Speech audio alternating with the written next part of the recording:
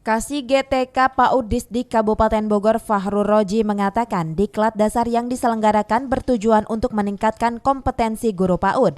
Sebab dari banyaknya jumlah pengajar belum semua berijazah sarjana linear PAUD, bahkan masih ada juga yang berijazah SMP dan SMA.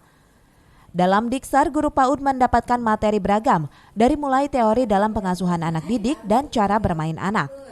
Fahrul Roji juga menjelaskan pembinaan kompetensi SDM menyasar tenaga pendidik PAUD yang belum mengantongi ijazah S1, mengacu pada UU nomor 14 tahun 2015 tentang guru dan dosen, PP 19 tahun 2005 tentang Standar Nasional Pendidikan, serta Permendikbud nomor 137 tahun 2014 tentang kualifikasi tenaga pendidik PAUD. Kita sedang mencari formulasi kira-kira paling tidak gini, setelah yang sekarang ikut, mereka bisa menelurkan ilmunya kepada teman-teman di kecamatan minimal di bawah.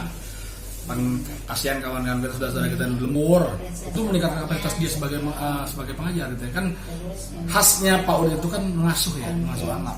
Itu yang menjadi konsentrasi kita itu bagaimana si guru ini nggak jenuh menghadapi anak. Dari Kabupaten Bogor, Cevi Alfi Adrian melaporkan.